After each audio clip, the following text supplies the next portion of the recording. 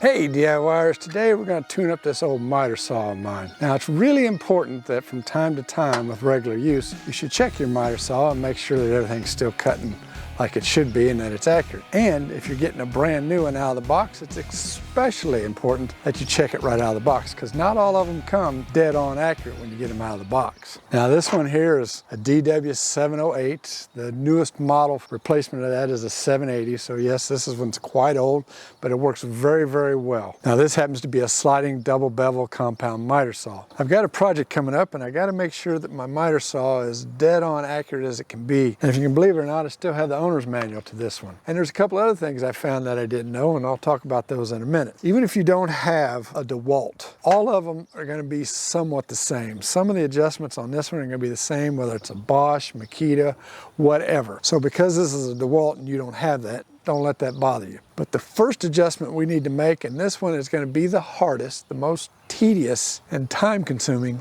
of all the adjustments we got to do, and that has to do with the table surface itself. So let's get to tuning this up. So the first thing we're going to want to do is make sure our base or our table here is good and flat. You might ask yourself, why does that matter? Say you're making a cut that doesn't span all the way across where it doesn't matter, it's going to sit flat necessarily, but you're making a shortcut like this. If the table is out, you can see you'll get some rocking like this, which will throw your cut off. So that's the first thing we need to do, and like I said, this is going to be the absolute hardest to do. So a couple things you're going to need in order to do this is one, some sort of straight edge, something that you know is dead on straight and accurate. They actually make tools for this, and I'll see if I can find one. I'll put a link down below. Like what I have is this woodpecker straight edge. That actually says right on it, precision straight edge, so be careful and don't dent it. Then you're going to need what I call a feeler gauge or a gap gauge. You can find these in any automotive section. They're used to measure the gaps on spark plugs. So what you're going to want to do is put your straight edge on your table here, like this is resting against the fence, and take your feeler gauge, and the smallest I have is 2/1000ths, and you're going to just poke it underneath here. Big gap here.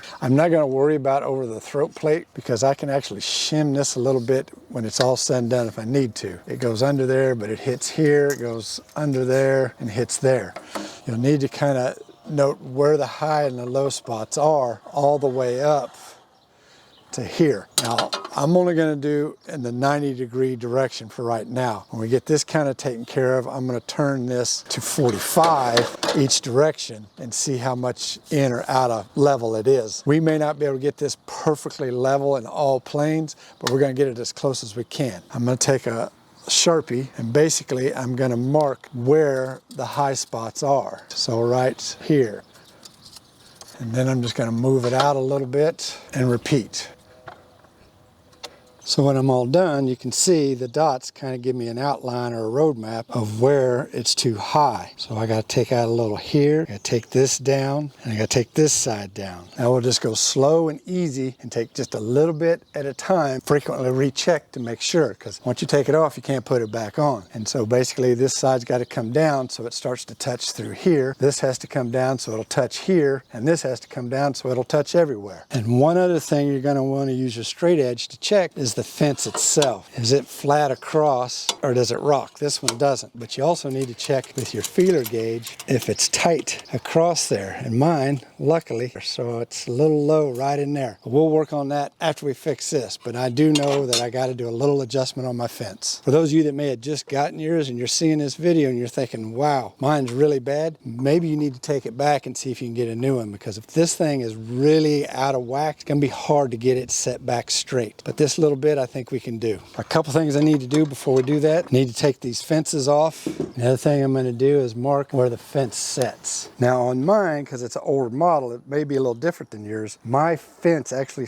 bolts right down on top of the table, if you will, here. But I think in the newer ones, they actually have a slotted groove this sits down in. So with that in mind, I'm going to need to take this off and grind all of this and not just along here. So now we're going to take these 4 bolts out here and here. And for this particular model, you'll need a Torx wrench to get those out. It takes a T40 Torx head to get these out. I had turned this over and sprayed some penetrating oil on the bottom side. And these things are torqued in there tight. And I have to be kind of careful with all this because it's just cast aluminum. You get too crazy, you'll strip this stuff. Okay, we'll lift this off. And by the design of this, it's designed to only sit flat on these surfaces here. And it looks like it's been ground. A few ways you can go about sanding this. Say you had a big area here that all needed to come down, you could use your random orbital sander. But as you see, I've got a small little sliver that has to come down. So if I did that, I'm basically going to just be taking it down evenly all over it, and this area will still be high. Now you think, well, you can just tip your sander a little bit. True, but if you tip too much, you're screwed. Now you got a low spot that you may never ever be able to get out. What I've done is I've got this flat piece of aluminum that's a 1/4 inch thick, and it's almost dead flat. And then I've got this sticky sandpaper that I'm gonna stick on there. And I've got 2 different grits. This is 120 and I got 220. So I'm gonna start with 120 and basically just stick this on here. And in case you don't know what size it is, it's marked on the side that's got the self-adhesive, which is nice. And I took some mineral spirits to this surface and cleaned it really well so this would stick. Okay, I'll cut another piece to fit here, then we'll see how it works. We're gonna stick this on here. Now I'm not gonna push real hard because I don't want to cause this to deflect. I have my miter saw clamped down to this piece of wood so it stays and doesn't rock. Basically, I'm just gonna put my hands over these 2 edges here and just go back and forth. And when these marks are gone, I'll recheck it. So as you can see, I've taken all those lines off and all this line here off, but I'm barely getting to this one. So I'm gonna keep going back and forth until I get this off. And it's not taking a lot of pressure. I'm just holding on to this piece of aluminum and letting the paper itself do the job. And you'll see that I go back and forth evenly and don't stay in one place. I'll finish getting this to where that line's gone, then we'll remeasure. So I've been at this probably a good hour, hour and a half. And I'm gonna tell you, this is what you need to do. You need to find you a flat piece of steel. Like I say, this is 1/4 inch aluminum, you can 1/2 inch, I don't care. As long as this is so close to flat, it's not even funny. And that's what you need to use to do this. I got about from here over flat, and the same on the other side. And I thought, well, let me take the random orbital sander and get that down quickly. And I screwed it up. So this area is low, low. All of this is still low. This is high. It's high because it's higher than what this is, and this is higher than what this is. These two are on about the same plane. And because I use that random orbital sander, now this is low. And the same thing over here. But again, this outer edge is still low. If I hadn't used that random orbital sander, all of this would be flat. But luckily this is still low enough that I can probably get all this out. It's just going to take some time. And you just got to go a little bit at a time and get it done, and don't get in a rush. I've got it as good as it's going to get, or as good as I'm going to get it. Let's put it that way. Now, I've still got a little gap under here, but I mean, it is teeny tiny and greatly reduced. I took it to the 45-degree angle this way and looked at it. It was a little high, so I sanded it. I took it this direction and had a little bit, and I sanded it, and I'm back to where I'm at. So for the fence, I've got just a little bit to take off. You can see this is where I marked off where it wasn't touching. So I'm gonna use my same sandpaper. I've got it clamped to my level because I need something that's flat. And so I'm just gonna go and lightly back and forth is all I'm gonna do. I don't want to push hard. I don't want to push in the middle and cause it to deflect. I'm just gonna do easy back and forth pressure. I'm just putting enough pressure to hold on to it and move it. So that only took about 10-15 minutes and we're all good. Let's put it back together and get this whole thing calibrated. So we'll try and get the fence back exactly where it was, but if we don't, it's okay because we're gonna adjust everything and make it square anyhow. And the other thing I'm gonna do is I'm gonna take some thread locker. There's a blue and a red, and I'm gonna use the blue and put on these. Now, whether they had it on there before when I took them off, I don't know, but they're gonna have it when I put them back on. I'll get these two started, and you wanna start these by hand, because the last thing you want is to cross thread this. Just snug that up. Now the way this is designed, there's always gonna be a gap under here because of how this has got a cut to it. But this side's over here does not. Okay, let me torque these down. These things were massively tight when I took them out. Alrighty, as you can see, looking down that edge, that is perfectly straight. So I'm gonna quickly put my throat plate back in and we'll check and see what's out of square. I took my machinist square here and I checked the fence and I'm dead square to my tabletop. which is really good. Okay, to check square that it's making a perfect 90-degree cut with the fence, take my machinist square or whatever square you might have and bring this down, and I'm going to lock it in place. Now you don't want your square to touch any of the teeth, because if you do, it'll throw it off. You want to hold this square tight against the fence, push it over till it hits the blade. And if there's no gap down here, then your blade's square. And you don't want to push too hard because you can cause deflection. No gap. So let's say when you did yours, it isn't square and you've got to adjust it. Well, you loosen these 4 bolts right here on the miter gauge, and you move it back and forth, whichever direction you need, until you get no gap, and then you tighten these back down. And don't worry about this gauge right here, your 0 gauge, if you have to do that, because that can be adjusted later. The up and down part, mine does need adjusting. Again, you're going to do the same thing. Get you a square, set it up against your fence, flat against the base, bring it in, make sure again it's not touching any teeth, and bring it over and look for a gap. So you can see daylight right there shining between the blade and the square. So now what you do is you loosen this bevel lock handle. You don't make it real loose so it's sloppy. You just make it loose so that you can move it, but that it's snug. And you're going to adjust this nut here. This is your 0 bevel adjustment screw, and this bolt here is for your 45-degree bevel adjustment. We just adjust that screw. I don't know if it's going to be in or out till we get no gap. Perfect. Just like that. As you can see, no daylight. And we tighten up this bevel lock. My 0 mark is off just a hair, so I'll loosen this screw, get it moved over and set down in perfect alignment. There.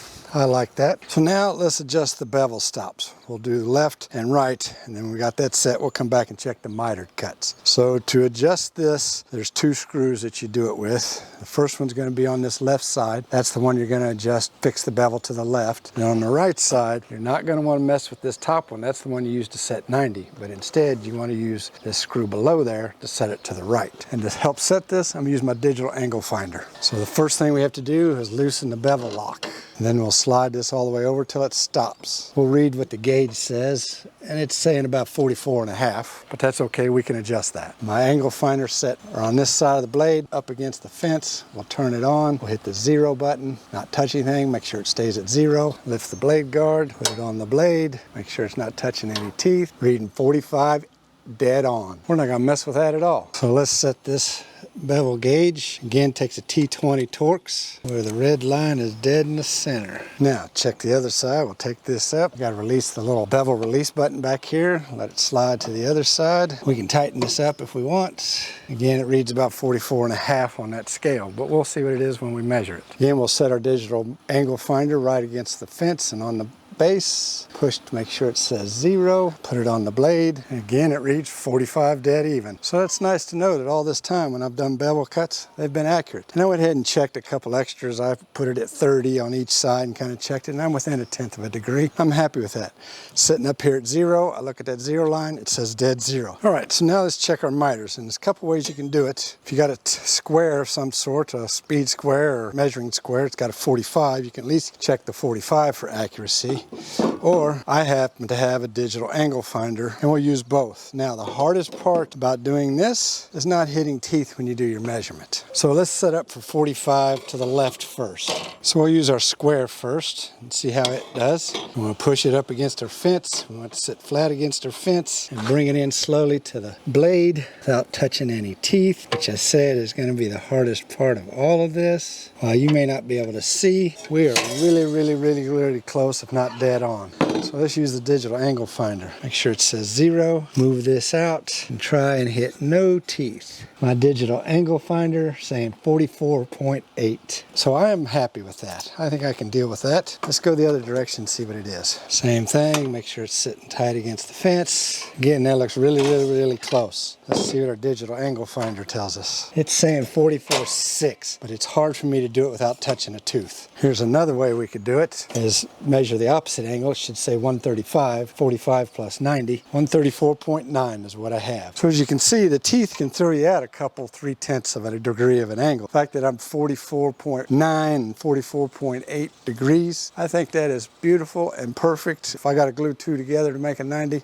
I can make it up with a clamp. But how you would adjust this if you had to is there's 4 bolts along here, and you'd loosen those up, and basically you'd have to move this miter gauge left or right however much you needed to get it to set to to your angle that you need and then tighten them back up. But thankfully, I don't have to do any of that. Alrighty, there's one more tune-up maintenance thing I want to show you. And actually, I really hadn't thought about it. And when I read the instructions, I was kind of like, oh, it's kind of a duh, you dummy. It has a belt in it. I really didn't think about it, didn't know it. Now it says in the instruction book or manual that the belt's designed to last the life of the saw. Can you believe that?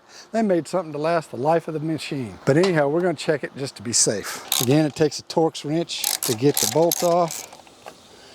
And there you go. How pretty is that? And you're right, that thing looks brand new. A couple maintenance things. This belt is nice and tight. If you needed to tighten it, there's 4 screws in here that you loosen, and then there's a screw on the back side here, a tensioning nut that you use to tighten it or loosen it however you need to be. Now, if you had to replace the belt, you would loosen that up till you got a lot of slack in here, peel this off, and then put your new belt on and then tighten it back up. What do you know? Something that actually lasts as long as the tool. So the last thing I want to show you before you make some test cuts, I didn't know this had it. All these years, I didn't know my saw had this. I thought what I'm about to show you is only for your really, really expensive ones like your Festool's. You know, typically with a miter saw, you're stuck with making cuts and not able to make straight like dado cuts. When I read the manual, I found out I can do that. And all it is this little lever right here. You flip this lever forward, you loosen this little screw, and you set it to wherever you want. And now it sets, and you can make dado grooves with your miter saw. I didn't know that. So let me know down in the comments, did you know your miter saw could do that? Or maybe even check to see if it would? Go out and check and see if it does. If it does, let me know in the comments. Does yours do this? So anyway, let's make some test cuts. So I ran this 2x4 through my table saw to get rid of the rounded edges so we'd have a nice flat surface in order to measure off of when we determine if we're cutting truly a 90. If you remember right, I cut 90 this direction perfect. It was the down that didn't cut. Now that we've sanded and done all this, did we screw it up or does it work even better? So let's take our machinist square and see how we did. Check this direction. Beautiful. And you know we got to test it with our digital. 89.9. I don't think we could do better. And to check it this other direction, I can't really get a good accurate reading because the board itself isn't flat. Or 90.3, I'll take that. For all intents and purposes, we've got a miter saw that'll cut 90 in 2 directions. I'm thrilled. Let's cut a mitered 45, 45.1. I can't argue with that. Alrighty, let's do a beveled 30. Now for this bevel cut, I'm actually going to use the gauge on the machine itself and see how close it is. Although I know I'll dig out my digital angle finder. So one way we can measure this is use our actual speed square. And you set it at your pivot point up here, rotate this until it's flush, and it's reading pretty darn close to 30. But you know we got to use the digital angle finder to find out. Now it's going to read 60 because it's going to go the opposite direction. 60.2. That was a 60.2, so I'm 0.2 degrees off, and that was by eyeball. Now if I use my digital angle finder, I'd be able to get it exact. I couldn't be happier with how this tune-up turned out on my miter saw, because now I know it is dead balls on accurate. That's right, dead balls on accurate for what I need to do on my next project and projects going forward. The hardest part of this whole thing, and I told you that way back at the beginning, and this one is going to be the hardest, was getting your table flat. And as you saw, I couldn't get mine 100%, but I got it much closer than it was. And now if I go to cut a project on here, it doesn't span both sides of the table. It doesn't rock like it did before, so I know I'm gonna get a dead on accurate cut. And there's one other adjustment you can make that I didn't do, and that has to do with your miter lock down here. If this is too loose and doesn't lock, or if it's too tight, there's actually a rod down here with a screw set on it that you can tighten up to make this tighter or looser, but mine's fine, so I'm not gonna do it. And if you're gonna be buying one, when you get it out of the box, make sure you tune it up like this. And if you do have one, let me know if you've tuned it up. If you like this miter saw tune-up and you want to see other tool reviews that I've done, click on this playlist right here. It'll take you to a bunch of tools I've reviewed. And until next time, happy DIYing.